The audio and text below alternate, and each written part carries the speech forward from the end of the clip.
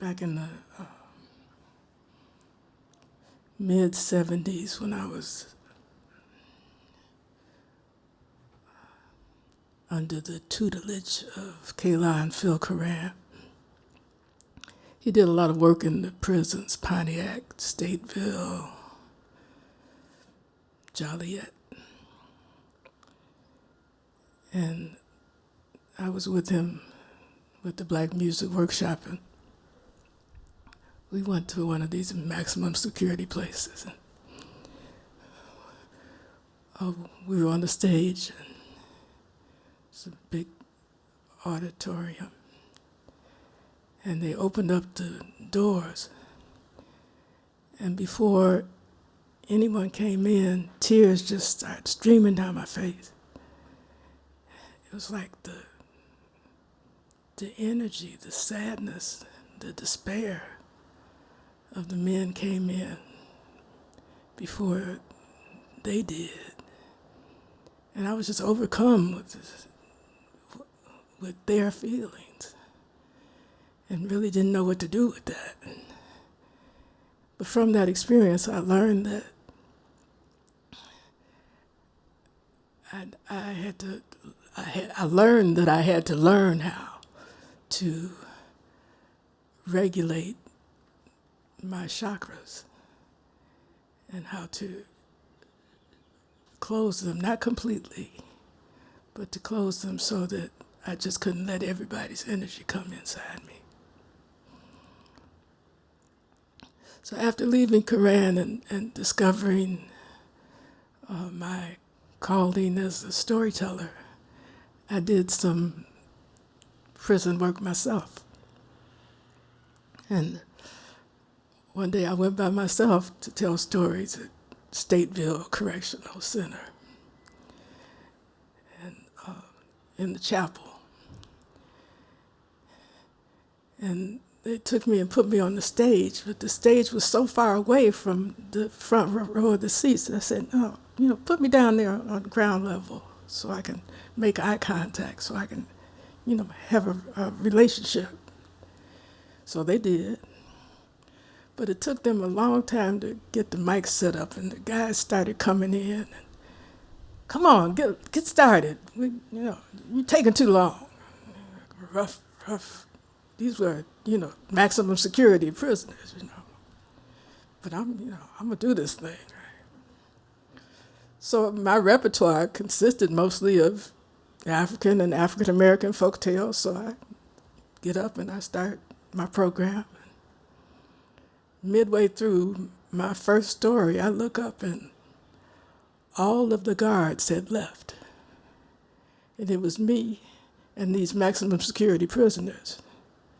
It was me and these maximum security prisoners with no barriers between me and them. And I heard myself talking faster and faster and faster and faster. Slow down, Shanta, slow down.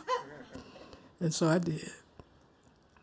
And they were the most loving and receptive audience that I had had in a long time. I was telling them the same stories that I had told to children, to toddlers, to teenagers. And I got a new appreciation for the power of story in that moment. And so I'm going to trust the power of story. And I'm going to tell you a story that might, some would say that it might only be appropriate for children. I'm going to tell you anyway. You see, when I was little, my grandparents lived in a third-floor apartment at 643 East 67th Street in Chicago, south side of Chicago. And my family lived in a first-floor apartment in a Courtway building at 6819A South Prairie. Now, in order to get from my grandparents were mommy and granddaddy. And in order to get from their kitchen to where we lived, you had to go down the back steps to the alley, make a right, go out to 67th Street, then make a left, and go down 67th Street. Now, the only thing I really remember about 67th Street was that there was this butcher shop where Mommy would take me when she went to get her chickens for dinner. And there was this sawdust on the floor of the butcher shop, and there were these cages where the live chickens were. And she would pick out the chicken that she wanted, and the butcher would take the chicken in the back, squawk! And then he would come out with this headless bird that she would then take home and take the feathers off of and then cook it for dinner. Or I digress. Anyway, you would go down 67th Street until you got to South Park, which is now Dr. Martin Luther King Jr. Drive. Anyway, but it was hard to cross over to South Park because first you had to cross South Chicago, which is a diagonal street, which made it a five-way stop. But once you got across to South Park, then you would make a left and go under the viaduct. You do know where the viaduct is, right? Okay. So I don't have to explain that. But you go under the viaduct, and then you make a sharp right and go down the street that was next to the viaduct until you got to Prairie Avenue, and then you would make a left up Prairie until you got to the Courtway building, and you make a left and go all the way down to the left-hand corner, and that's where 6819 was, and then you ring the doorbell, and then you get to our apartment. Okay, now that's the truth. Okay, now I loved gingerbread. And Mommy loved me. And Mommy was a really good cook. Oh, I still long for her rolls. I've been told lately that they were called butter rolls, but we just call them Mommy's rolls. I loved her rolls and her sweet potato pie. She used to put bourbon in her sweet potato pie. Sometimes those sweet potato pies would be so drunk. But anyway, I loved her rolls, her sweet potato pie, and her peach cobbler, but I also loved her gingerbread. So Mommy knew I was coming over this particular day. So she decided she was going to make me some gingerbread cookies. So she got out, she preheated the oven, then she made up the gingerbread dough, got out the cookie sheet, got two perfectly formed circles of gingerbread cookie dough on the cookie sheet, and there was still quite a bit of the cookie sheet that was available. So she decided she was going to make a gingerbread girl that looked just like me.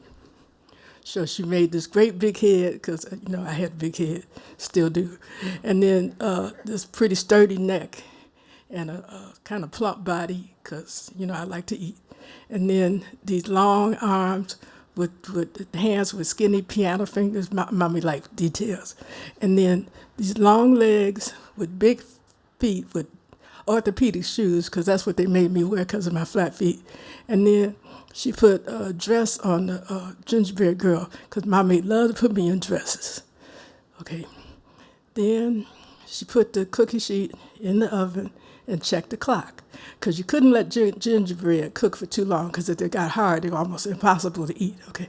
So when the gingerbread cookies were ready, she took them out the oven, put the pan on the kitchen table, let them cool off a little bit. And then when she was pulling the head of the gingerbread girl, oh, I forgot about the braids. She put 2 braids on the side of the head. When she was pulling the head off of the gingerbread girl, that whole cookie jumped off of that pan, jumped down on the floor, ran out of the open kitchen door and down the stairs. Well, Mommy was so surprised, she called for a little Cocker Spaniel dog called Buff. Buff, go get that cookie and bring it back here. So Buff went running out the door, down the stairs after the cookie, and the cookie looked around and said, run, give it a whirl, but you can't catch me. I'm the gingerbread girl.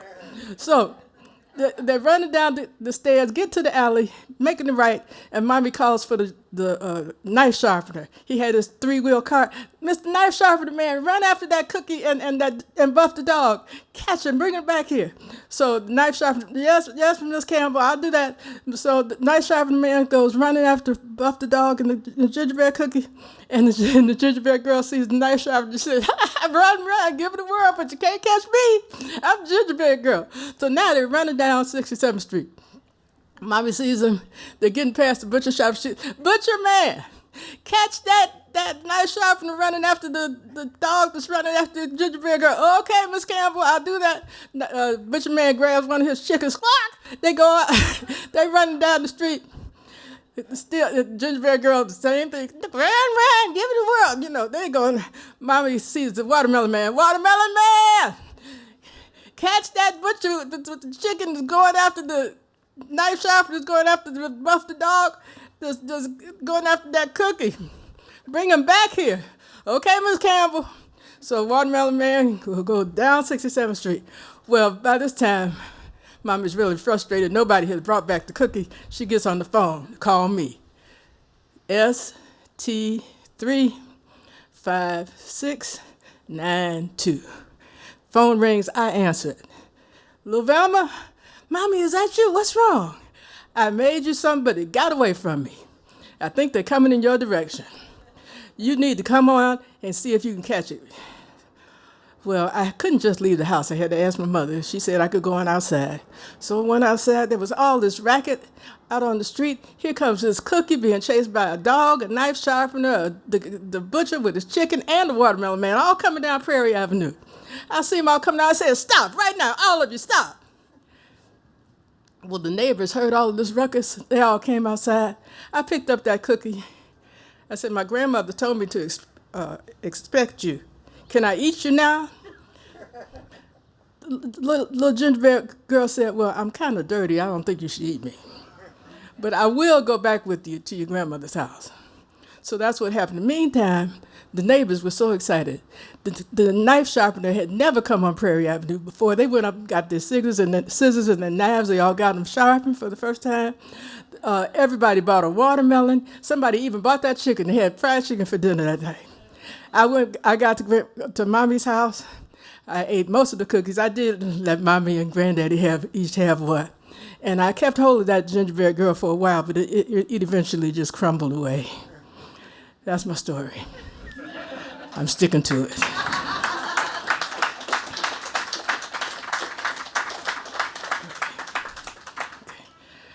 I'll take my sitar now, please.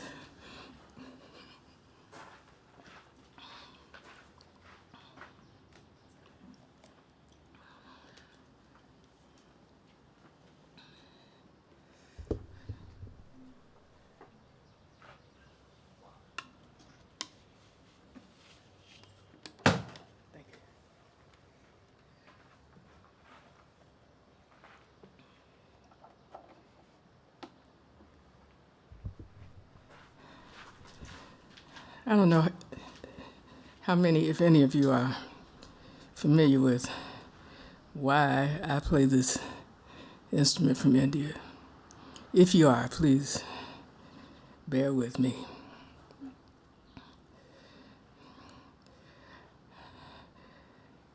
In long time ago, I was recruited to go to Carleton College in Northfield, Minnesota. And at the time that I got there, my freshman class brought the total number of black students at Carleton to, I think it was 24.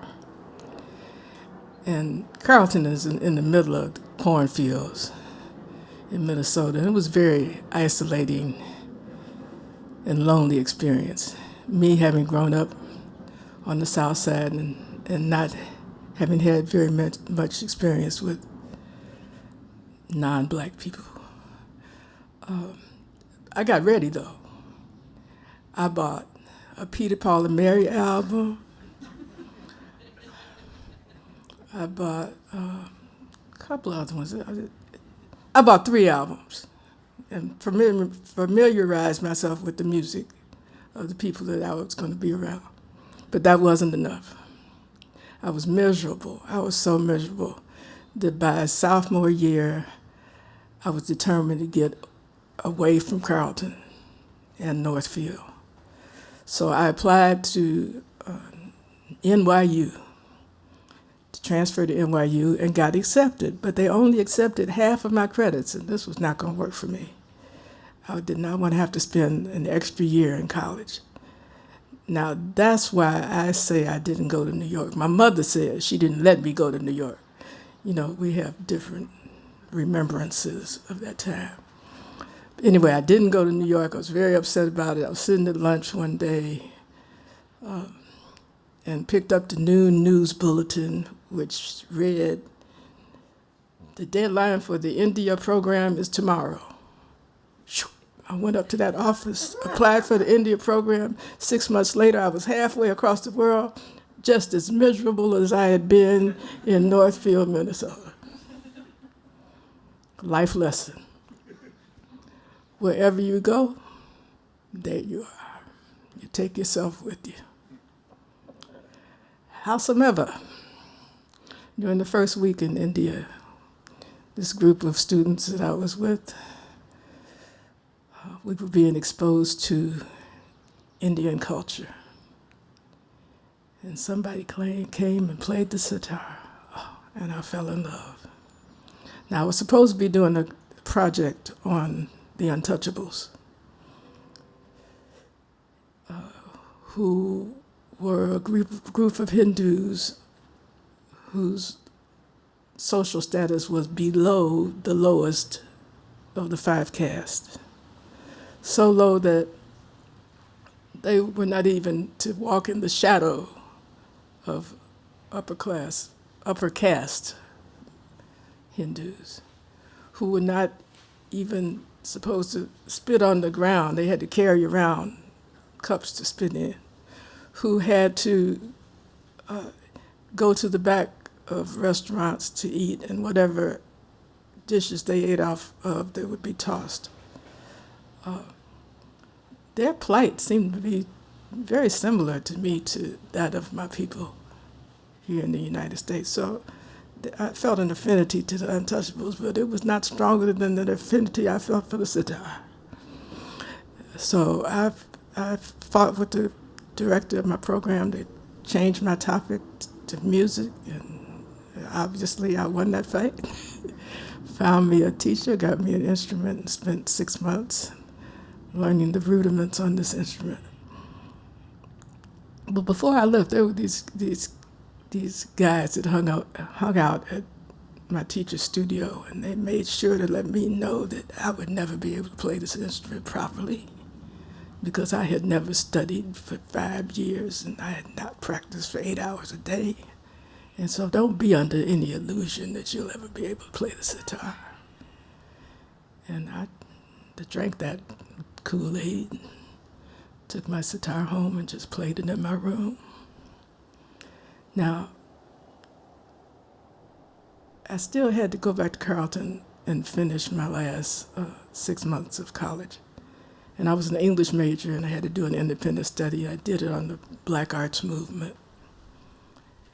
And I was so taken with the Black Arts Movement that when I came back to Chicago after graduation, I just wanted to get involved in this cultural movement. And I chose theater to do it, and I found the Kuumba Workshop,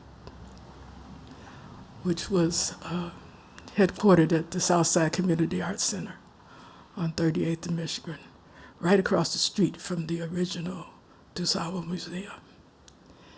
And the way, man, I can sure make a short story long.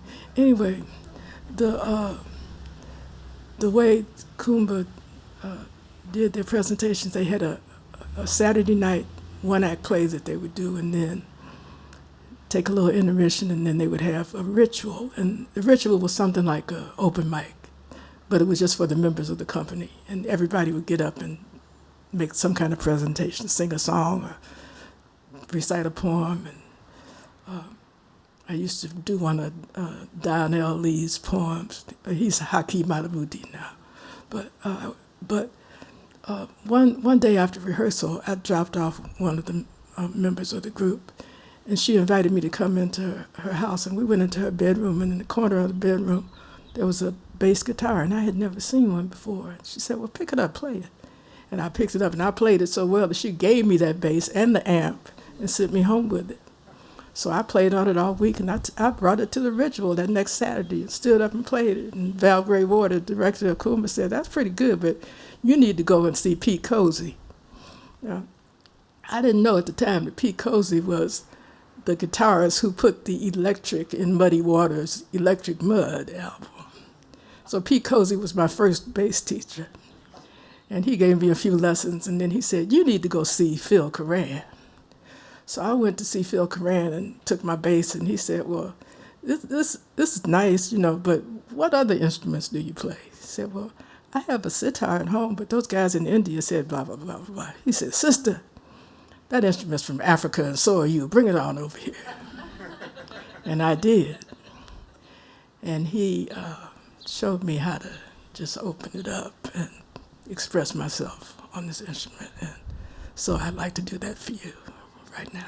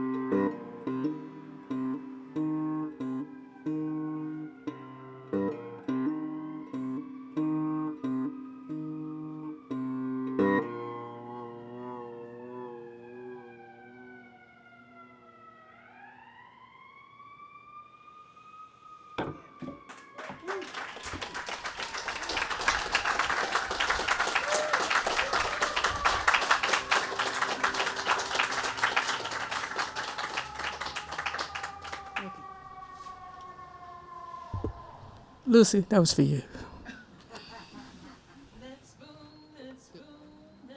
That's right.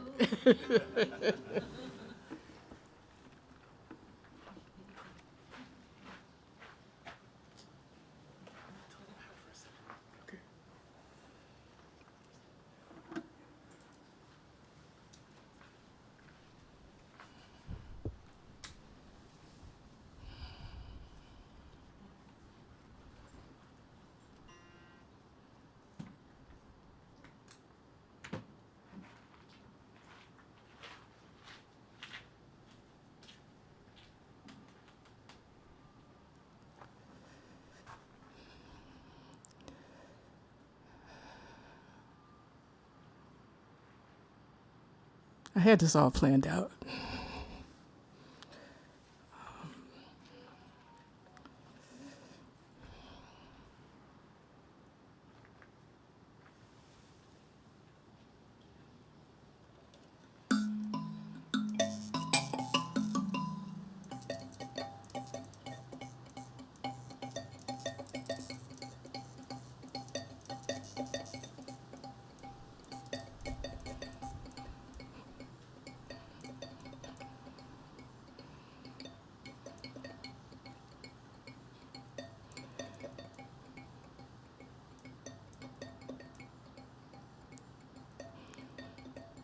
There was a young person.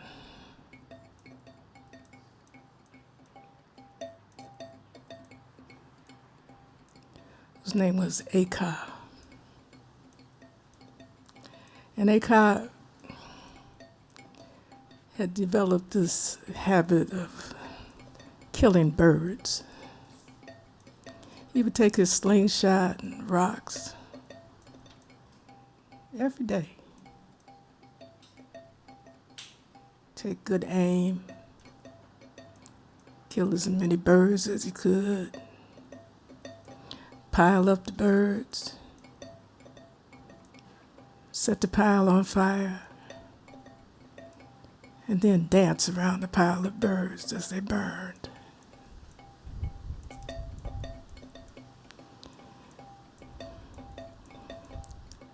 And as people, they would talk to each other and say, "What's wrong with this child? This is not our way." And some of them would confront Aka. Aka, why are you doing this? It would be one thing if you were killing the birds for food, only as much as you needed. But killing them for sport and then making ritual dancing around them, burning, Aka, this is not our way. But Aka continued every day, all year, until there were no birds left in his area.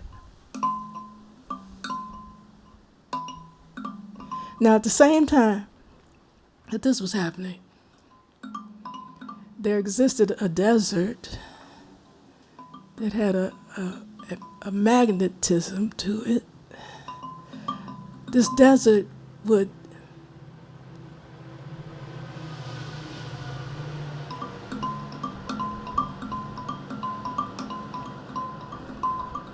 could capture people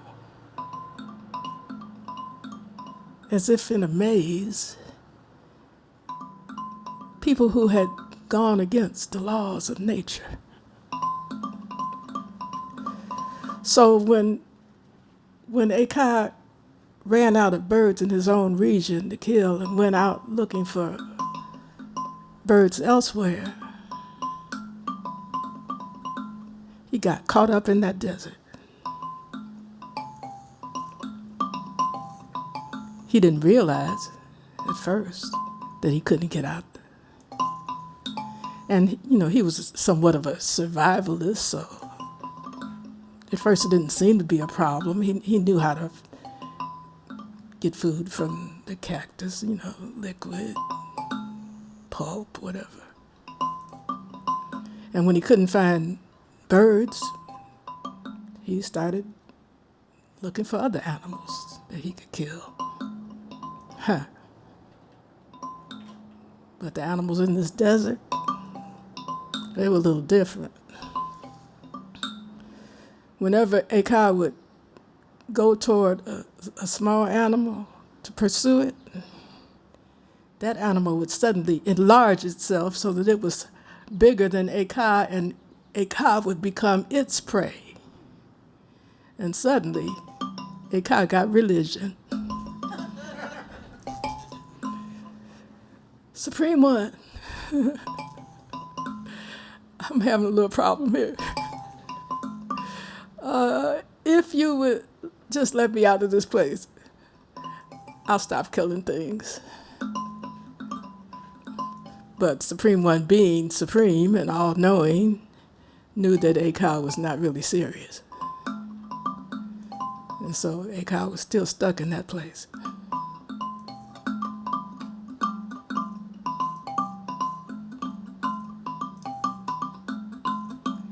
So he kept having this problem, becoming prey for anything that he thought he was going to get a hold of. So he kept getting down on his knees, kept making false promises, until one day,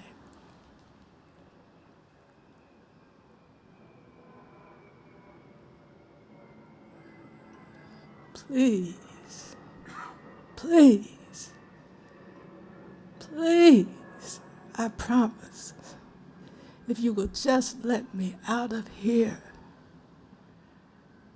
I'll become whatever you want me to be, but I think I would really make a good healer.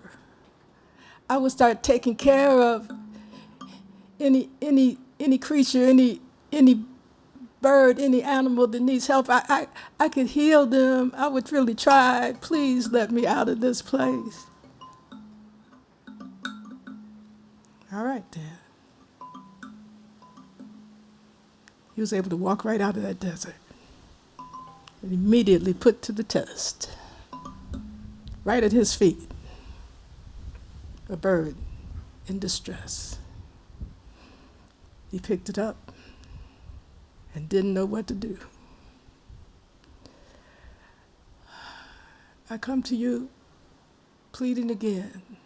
I have made you this promise, but I don't know how to fulfill it. I don't know how to heal this bird. And then suddenly he felt a warmth in his hand.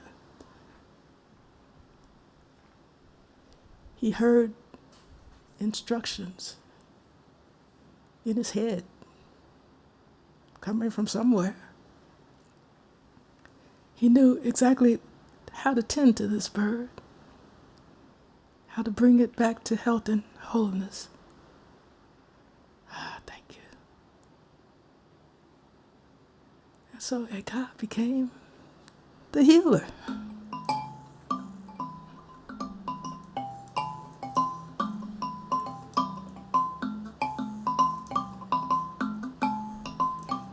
Years passed, gained a reputation for the gifts. Found love. Happiness. Joy.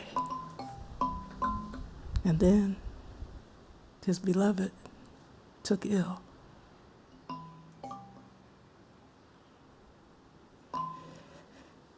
He took them to priests, doctors, healers.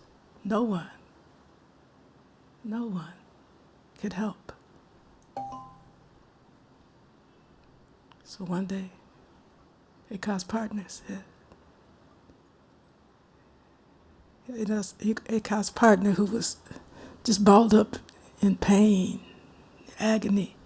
And Kai had become empathic at that point. So Kai was in as much pain as partner. Partner said, "Hey, Kai, you can heal me." No, don't say that. If the doctors and the priests and the healers and if none of them can help you, hey, Kai, you can heal me. And Kai felt that warmth in his hands. He could even see his hands glowing. So he walked over. Just kind of moved his hands just gently over, didn't touch, just gently over the body of his beloved. And for the first time, there was a little less pain.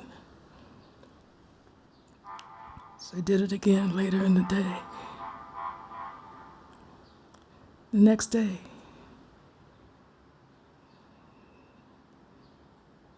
beloved relaxed a little bit.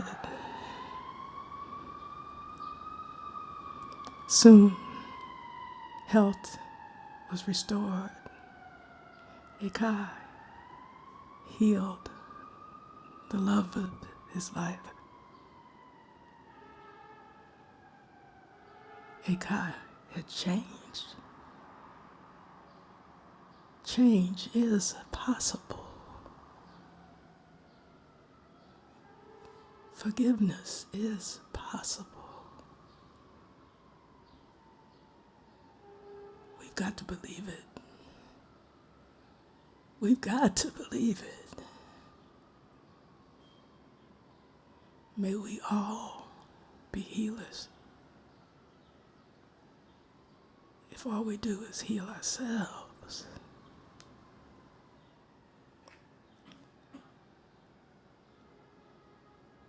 Change is possible. Thank you.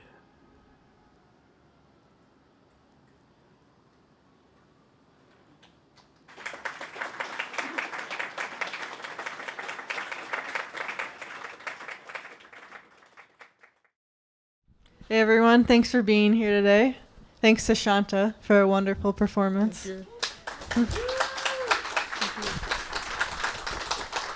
Yeah, I want to start it off just asking you how you got into storytelling and music, doing it at like the same time, and how you feel like storytelling and music connect, and how, I don't know, I feel like your music tells a story, your storytelling does, obviously, in words, but how did you get to be doing them at the same time? I don't know. Yeah?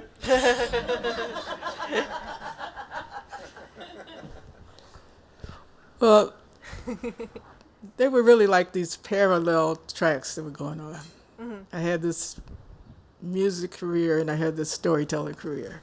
But I would always have instruments with me when I was telling stories, and I would demonstrate the instruments between the stories.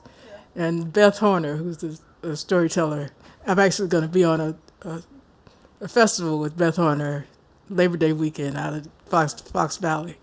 But Beth said, use the instruments in your stories. Don't just be demonstrating them. Yeah. So when was that? Decades ago. Yeah. Yeah. And then with the music, when we had Samana, which was one of the 2 all-women's bands that I co-founded, I kind of made a deal with them, like whenever Samana had a performance, I've got to tell one story, you know. Yeah. So it's kind of, and even now, like doing a solo music performance is intimidating to me. Mm-hmm. But if I remember that wherever I go, I'm a storyteller, then it's okay. I can do it. Yeah. You know? if I can tell a story and play music, then I'm all right. Because I can stand up and tell stories for hours, Yeah. but I don't know that I could just by myself make music for hours. You know? Yeah. But do you feel that like playing music is storytelling in its own way? Oh yeah. Do you like look at it, like think of it in the same way? And that's the way I was taught. Like Yeah. you should, especially when you're soloing, you should be telling a story. You know. Yeah, and that kind of actually leads into something I was thinking about during your performance. I feel like clearly the blues is a huge influence on you, because you were saying you started, your first teacher was the Muddy Waters guitar player. What was his name again? Pete Cozy. Pete Cozy, yeah. And that kind of like connected a lot of dots for me hearing you play. And because I feel like the blues is like the main storytelling method in music. Mm-hmm. And so how do you feel like the blues and like what is the blues to you?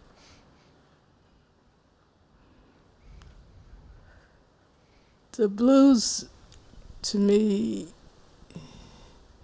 reflects the despair and the joy that Black people have experienced in this country and continue to experience.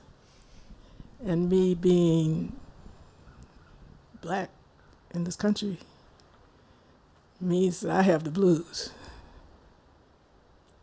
And so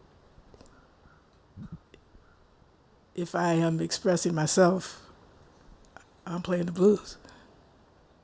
Yeah. Because that's how I feel. I'm reading this book called, I think it's called Love and Rage. And some days, like I had a day this past week where I just got really, really angry about the stuff that goes on in this country toward Black people, you know, like in every area that you can think of. Yeah. Black people continue to be abused and misused, you know. And whether I'm going through it personally or not, I still feel it, Yeah. you know. And it should not be happening. Yeah, no. I see what you're saying, that like the blues, it's not like a maybe conscious choice. It's just inherent to what you're doing. Right. Yeah.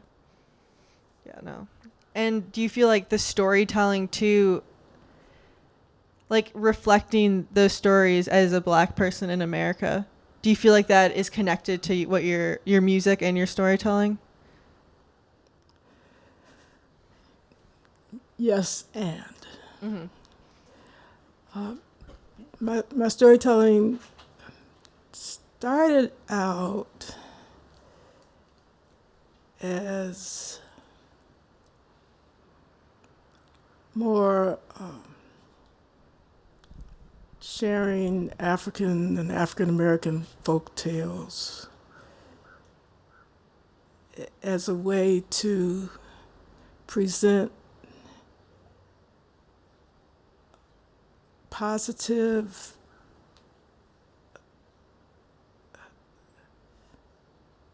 just a positive experience of Blackness wherever I went, as a counter to the media images of Black people as thugs and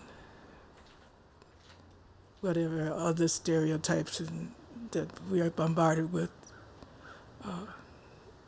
regularly. And also as joyful experiences. And then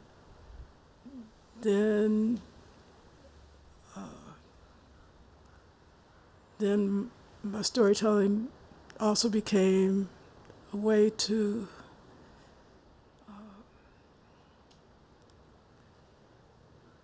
spread love and hope and spiritual connection,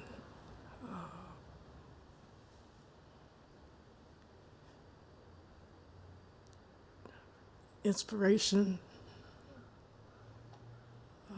heart to heart.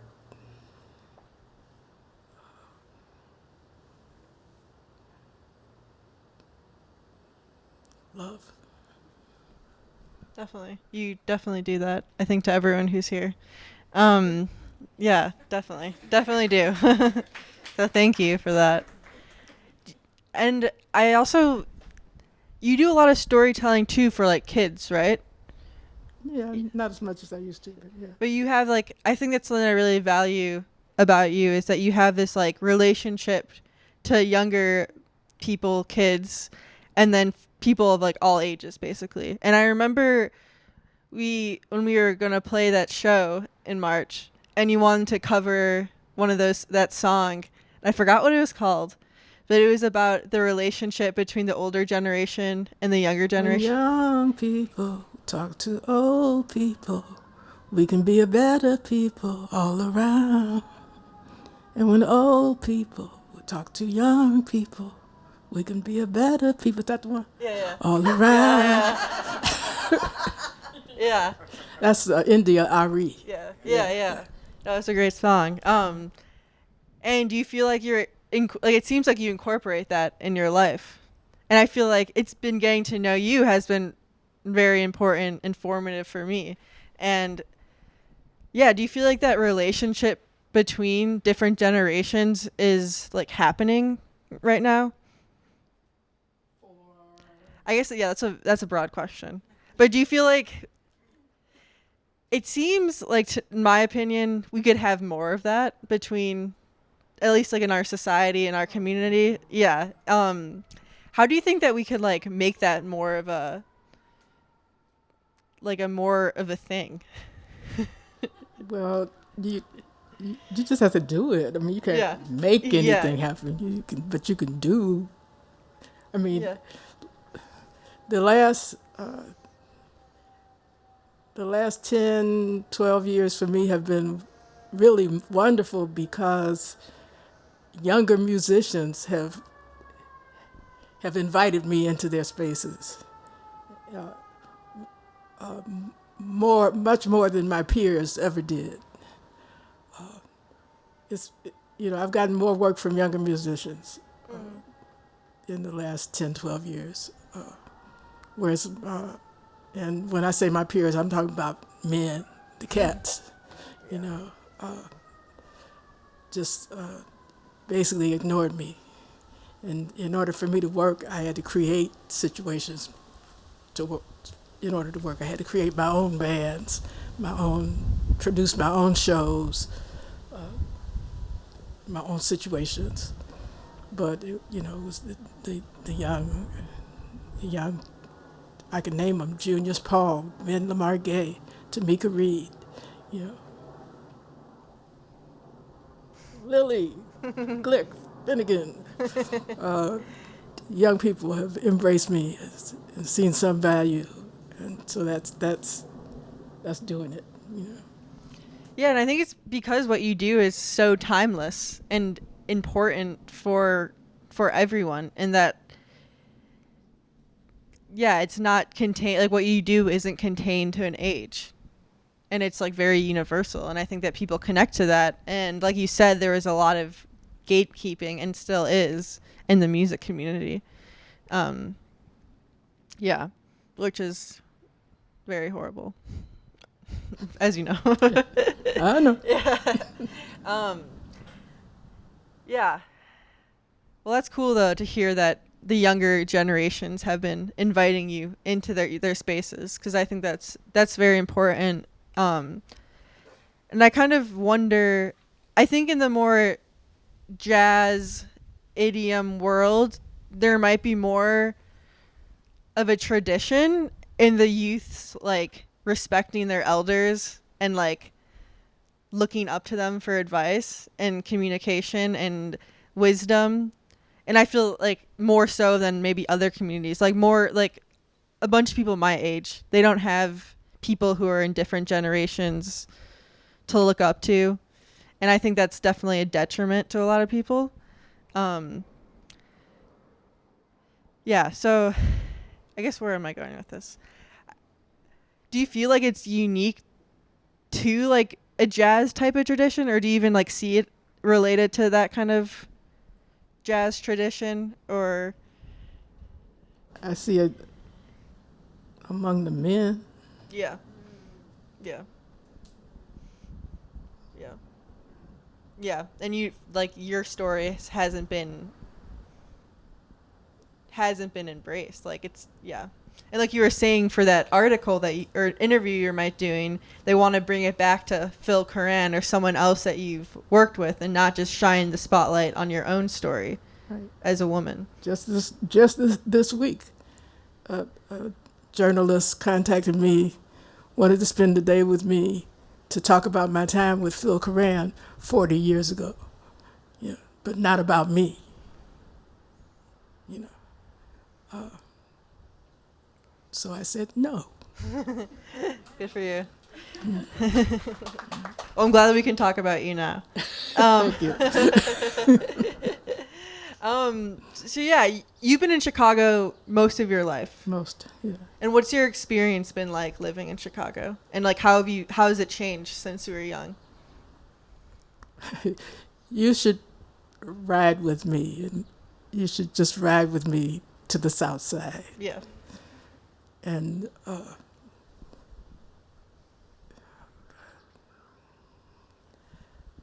all of you should ride with me to the South Side. When I was growing up, the South Side that I grew up in was this vibrant community of mixed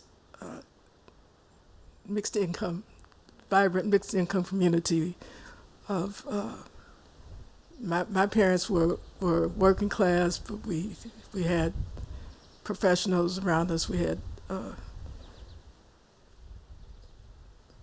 people lower class, of the lower class. We just had everybody around us. My seventh grade teacher lived down the street. I could take the bus to my piano lessons and walk. As a young kid, I could walk several blocks without fear. I would never let my grandchildren walk those same blocks that I walked now. There were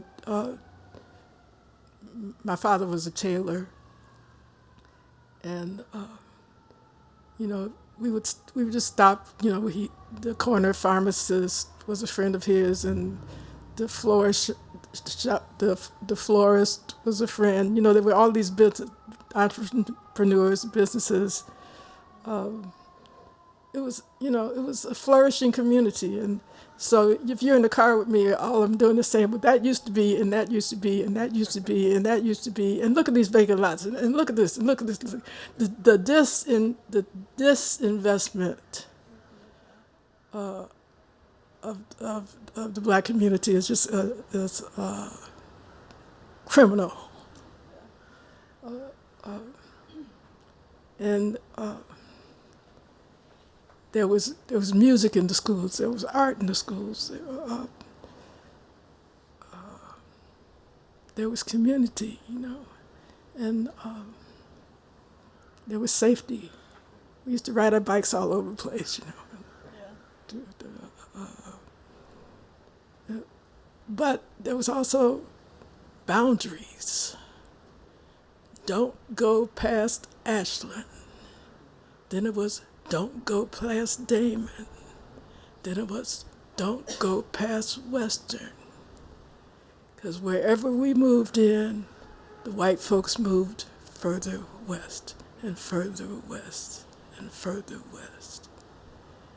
And so then it was this question of what's wrong with us that they keep running away from us. When we moved in, so we moved from 68th and Prairie to 85th and Vernon, and my parents bought a house at 8500. And so we were probably the third black family on the block, and 4 years later there were no white families left on the block. And what's wrong with us? Why do they keep running? And the house next door, when the family left, they tore up all the plumbing, after the family had bought the house, just mean-spirited things.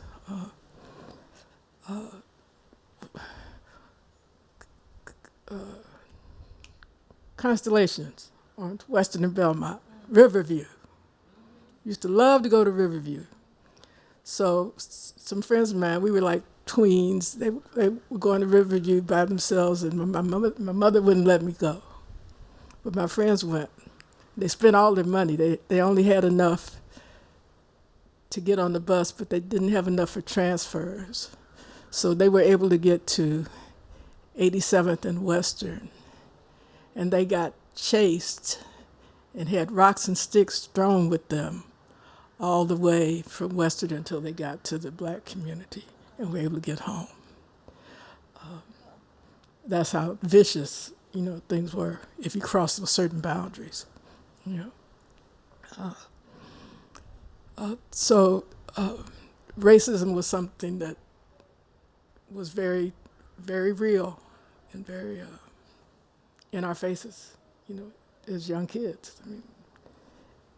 But our cocoon, which people started calling, at some point people started calling it the ghetto, which we didn't call it that, but our cocoon was safe. Yeah, I'll stop. No, I mean, it's interesting because I feel like, growing up, I grew up in Evanston, and, I think the narrative of racism, at least when I was younger, is oh, back then it was very segregated. Today everything is integrated. They passed some laws and things but that's not the case. And it's actually sounds like in ways there was as much racism, it just changes forms, and the integration, like you were saying when you were younger, it was more integrated, and then as you got older, or you weren't saying integrated, but on your block, the white people kept moving out, and yeah, it's not segregation went away ever. No. Yeah.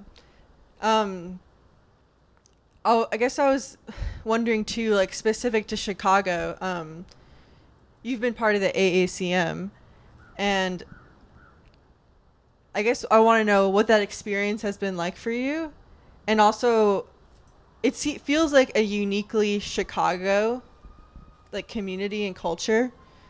And I guess I also want to know why do you feel like Chicago specifically has this thriving creative art scene, and has for a long time? So that's kind of a lot of questions at once. You can start, Robert. Let's see.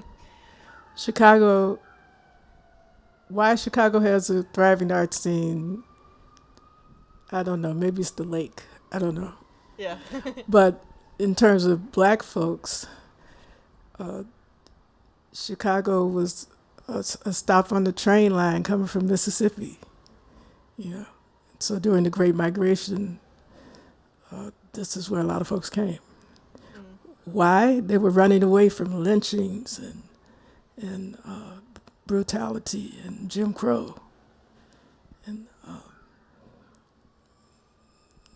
my great-grandfather was murdered in Meridian, Mississippi.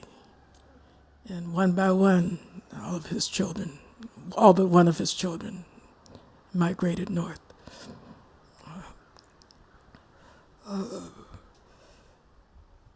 And so black folks brought with them their gifts, music, art, dance, spirit, pain. And then were given a limited space in which to live.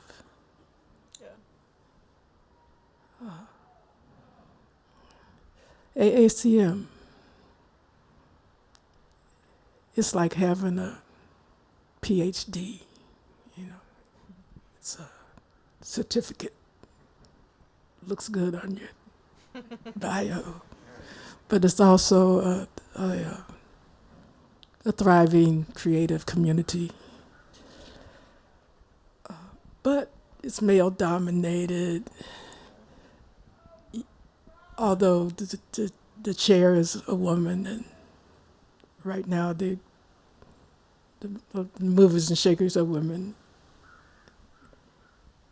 And a lot of the men are resistant to that.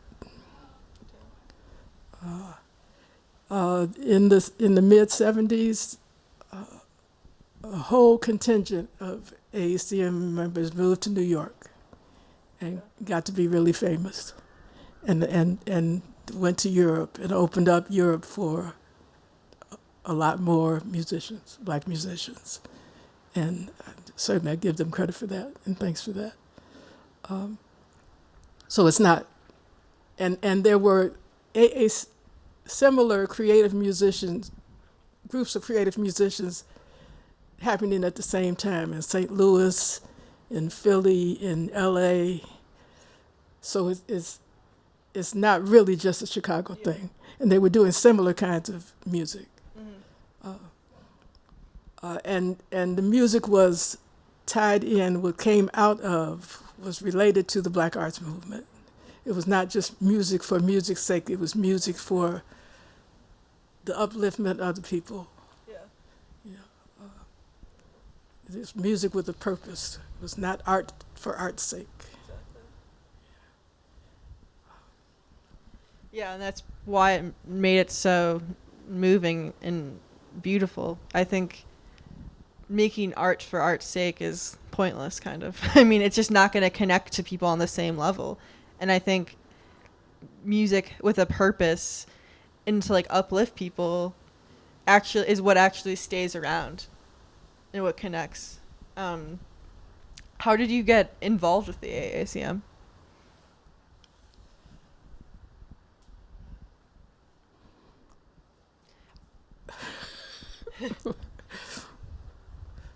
Well, I met this guy, right? Story talk. He loved the AACM. But Pete Cozy was also in the AACM. So Pete Cozy's mother had this daycare center next to her home. Pete Cozy lived in what was his mother's house, and her daycare center was next door, which was where the AACM gave their concerts and had their music school. Okay, Phil Cohran was one of the founders of the AACM, though he had some disagreements with them and broke off from them, actually. Everything was connected. Everybody was connected. The dancers, the musicians, the visual artists, the independent schools, the scholars, everybody was connected. So everybody knew everybody. If you were in the theater, you interacted with people in the AACM. If you were a dancer, you interacted. So I wasn't actually a member of the AACM until I was in Samana. And Maia might have been the first one to join. Maybe Nicole Mitchell was after that. And in order for Samana to be an official AACM group, 3 members of the group had to be members of the AACM. So then I joined, and that meant that Samana was an official AACM band. Okay. Then we could perform on AACM concerts and stuff. So. And you're saying Nicole Mitchell, like, were they the first women in the AACM? No, the first woman in the AACM, I think, was Sherry Scott. Okay. And then there was Amina Claudine Myers and Rita Warford. Okay. So we were like the second or third wave. Yeah. Got it. Yeah, I mean, also I just wanted to say, if people don't know what the AACM, Association for the Advancement of Creative Yeah. Musicians. Very important organization that started in Chicago in the late 60s and is still around, and they're still doing programming now. You're actually curating a summer series Right. that happens every Well, we have one more concert. It'll be next Sunday at Theater Y on the west side. It'll feature Ed Wilkerson, Jovia Armstrong, and Yosef Ben Israel in a trio, and also Douglas Ewart is bringing a group from Minneapolis. Wow. Great. I guess just one more question. Should we do that first? After yours. Okay. Yeah, I had like one more question too. You talked about being a woman in this music scene and a black woman. I also wonder, can you talk about how your queerness has also like intersected with what you do? You sitting up here outing me in front of these people. You said you were open to anything. That's true. You did say no restrictions. And I am out. I mean, I'm just messing with you. Yeah. My wife is here. Yeah. Okay. My queerness is just is who I am. You know, it's not something that it just is. It just is, you know. Yeah. Folks can take it or leave it, you know. It probably has affected my ability to get work. It probably has affected how some people feel about me. I know it's affected how people in my family have felt about me over the years. I know that for a fact. So what? Yeah. Yeah. Cool. Well, thank you. Yeah, you've been a great inspiration to me and everyone here. Thank you. Thank you, Lily. Yeah. Do we do an audience question? 2 or 3? Yeah. Yeah. I'm gonna repeat it back to you. For the. So earlier you played this beautiful blues scale on the sitar. And I'm just curious, how did you come to that? What circumstances came about that made that kind of erupt out of you with those two things? Today? Or just in general, is this, I presume it's something you've been doing for a while. Let me just repeat the question really quick. Okay. So, they asked you during your performance. You were playing the blues scale on your sitar, and more than just a scale, like you were playing the blues. And how did that come about to be? Okay. All right, that's your question. Okay, cool. Okay. When I was in India studying Indian classical music, and I was sitting in my little room that I was renting, the first thing I discovered on the sitar was Motherless Child. Okay. And I figured out I could play spirituals on there. When I got back to Chicago and was sitting in my room, I was able to play along with the Ruth Brown record. So that was my very first blues on the sitar. Phil Cohran wrote some sitar blues for me, as well as some sitar harp duets that we used to do. So blues has always been there. This week, I was fooling around with blues motifs, and specifically that spoonful thing. And then there was, what else did you hear? Because I was playing it. Watermelon Man. Okay. And I was trying to, I lost it, but there was a brief cell from Stolen Moments. It didn't get in there today. There was a piece from the Jody Grind that I totally lost, but when I was practicing, I had all of that stuff in there. And I even had a Muddy Waters line that didn't get in there today, but I was jamming at home. I had all of that stuff going on.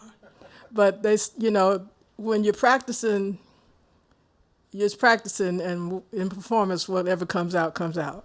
You know.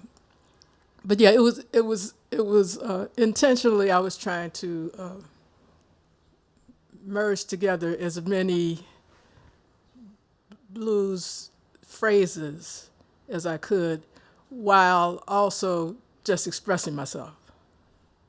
With and I was also practicing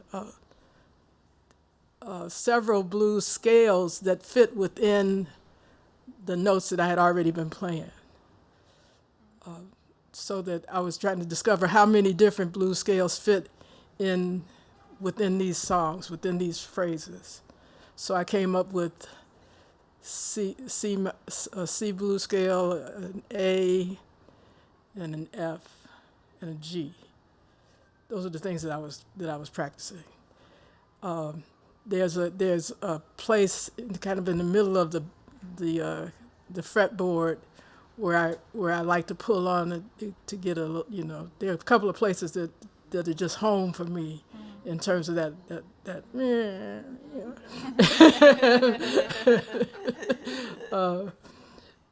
and yeah, that's Thank you. You have any more? Yes. Yeah, I had a question about some of your experiences. You told a story about when you were telling stories at a maximum security prison. and what? A maximum security prison. Yes. And you talked about learning to close off, but stay open because clearly you obviously can't make a connection that way if you're completely closed. And then you also, it kind of seemed like almost a theme throughout the whole performance, because then later you talk about somebody in one of your stories becoming a healer and only healing themselves. And I just wanted to hear more about that experience and how that kind of shaped you. I've actually visited maximum security prison. I was much younger. I was like 26 years old, and it has like affected my life. So like I talk about it all the time actually, because it's like affected the way I see the world quite a bit. Mm-hmm. I just wanted to hear, a little bit more about.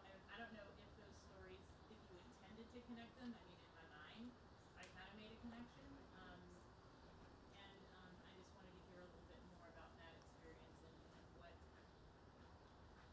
and also what you meant and how you accomplish closing off, but still staying open at the same time. Okay. Yeah, let me just repeat it really quick. Okay.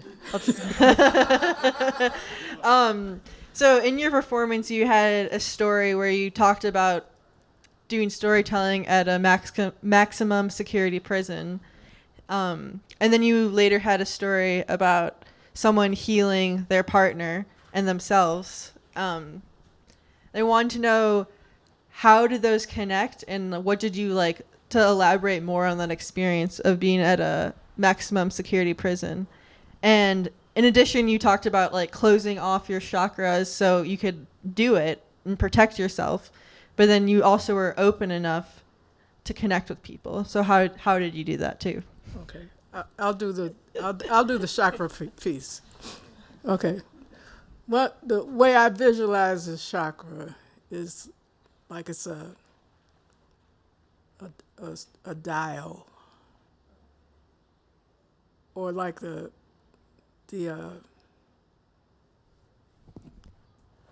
lens on the camera, and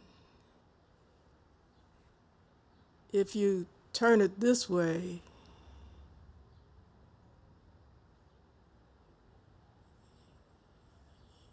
you're closing it.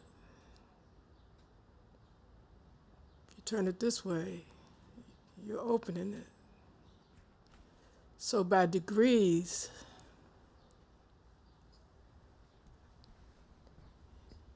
my heart chakra,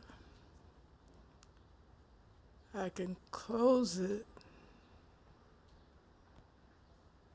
so that it's like 2/3 closed, which leaves it still open enough for the love to go out, but closed enough so that I'm not catching everything that's coming at me.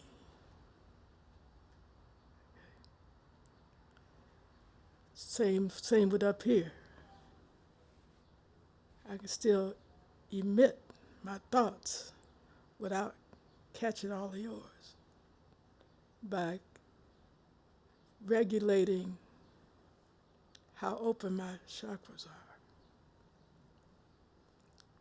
If I'm wide open, if all my chakras are wide open, then it's, I'm blown away. And then your chakras are also emitting different colors. Y'all can read up on this stuff.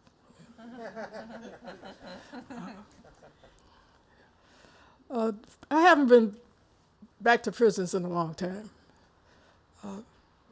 I was telling Zara that I could probably do a whole program on prisons, just in, but I won't even start. But what I would like to mention is that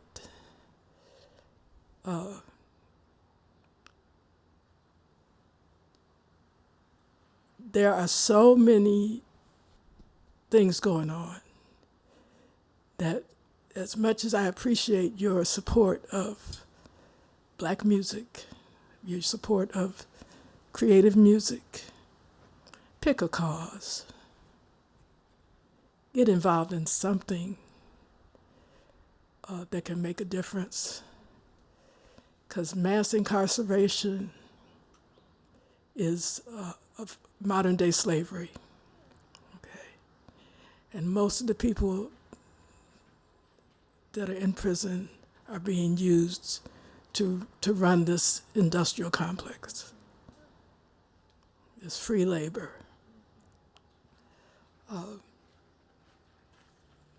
That's an issue. Black maternal death is another issue.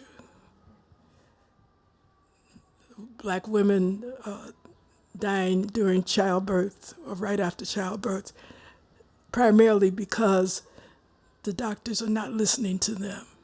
That's another issue. I mean, just pick an issue, get involved, donate, whatever you can do beyond what you're doing right now. Do something more. I'm saying that to me too. We all need to do something more. This stuff that's going on with these Republicans, it looks overwhelming. It looks like it's going to take over. We can turn that around. We can be stronger than that. There's no reason that fool should end up in office again. I'm sorry. If anybody here is a supporter, I don't know why you're here.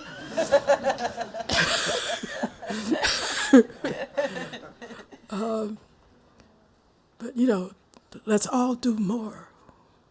We cannot let them overrun our beautiful existence.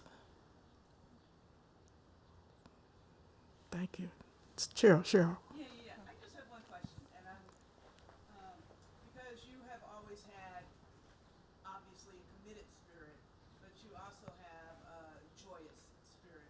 I've heard that, from your stories that you've done from long ago to stories of today, and obviously through your music. So I want to know what kind of joy you're seeing today, and what kind of joy is inspiring any kind of new stories for you. So what's new? What's new with you? I have peace in my heart and love in my home. I have a peaceful, loving relationship. I have grandchildren. Being a grandmother has been life-changing. And I'm making music. That's my happy place. and new stories. It's a challenge right now. I'm needing to look at my repertoire and relative to the patriarchy